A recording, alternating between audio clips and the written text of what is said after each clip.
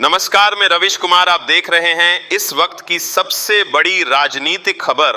पश्चिम बंगाल की राजनीति से इस वक्त की जो सबसे बड़ी खबर आ रही है, उसने दिल्ली से लेकर कोलकाता तक भूचाल ला दिया है।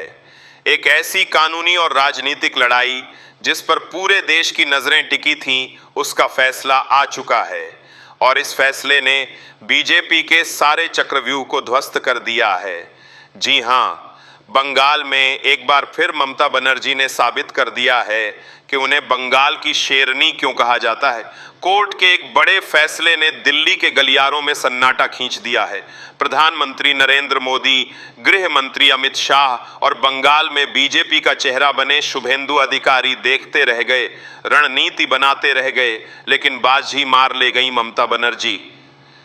कोर्ट के फैसले ने ममता बनर्जी की उस जीत पर मुहर लगा दी है जिसे पलटने के लिए बीजेपी ने अपनी पूरी ताकत झोंक दी थी। यह सिर्फ एक कानूनी जीत नहीं है, यह ममता बनर्जी की वो राजनीतिक हुंकार है जो 2030 के इस दौर में विपक्ष को एक नई संजीवनी दे रही है। दर्शकों, आपको याद होगा कि कैसे नंदीग्राम से लेकर कोलकाता के हर चुनावी मैदान में शुभेंदु अधिकारी और ममता बनर्जी के बीच करो या मरो की जंग चल रही थी। बीजेपी लगातार कोर्ट का दरवाजा खटखटा रही थी, केंद्रीय एजेंसियों का पहरा था, रोज नए आरोप लग रहे थे और शुभेंदु अधिकारी दावा कर रहे थे कि ममता सरकार बस कुछ दिनों की मेहमान है। लेकिन आज कोर्ट के इस ऐतिहासिक फैसले ने शुभेंदु अधिकारी के दावों की हवा निकाल दी है। कोर्ट ने साफ कर दिया है कि बंगाल की जनता का जनादेश सर्वोपरि है। तकनीकी खामियों का बहाना बनाकर लोकतांत्रिक तरीके से चुनी गई सरकार को अस्थिर नहीं किया जा सकता। जनादेश पर मुहर कोर्ट ने साफ किया कि ममता बनर्जी की जीत पूरी तरह संवैधानिक है। बीजेपी की याचिकाएं खारिज, शुभेंदु अधिकारी और बीजेपी खेमे की तरफ से लगाई गई मुख्य आपत्तियों को कोर्ट ने सिरे से नकार दिया। ममता का कद बढ़ा। इस फैसले के बाद ममता बनर्जी न सिर्फ बंगाल में बल्कि राष्ट्रीय राजनीति में मोदी शाह के सामने सबसे बड़े चेहरे के रूप में उभरी हैं। अब सवाल यह उठता है कि आखिर मोदी और शाह की वो चाणक्य नीति बंगाल में क्यों फेल हो गई। अमित शाह ने खुद बंगाल में डेरा डाला था, प्रधानमंत्री मोदी ने खुद दर्जनों रैलियां की थीं, अब की बार 200 पार का नारा दिया गया था। शुभेंदु अधिकारी को ममता के सामने सबसे बड़ा हथियार बनाकर पेश किया गया था, लेकिन दीदी के किले को भेद पाना इस बार भी नामुमकिन साबित हुआ।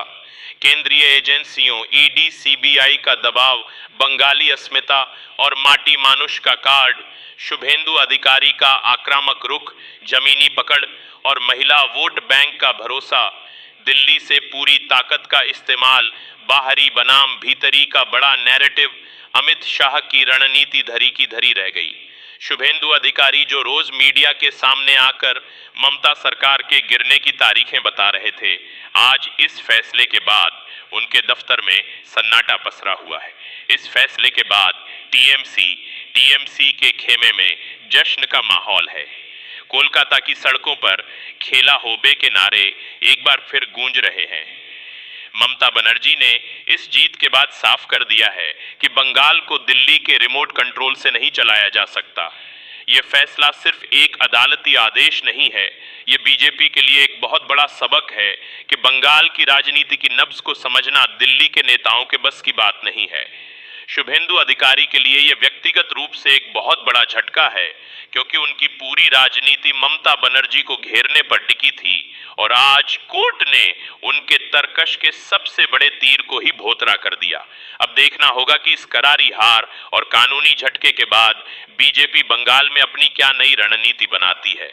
क्या शुभेंदु अधिकारी अपनी साख बचा पाएंगे या फिर ममता बनर्जी का यह एकला चल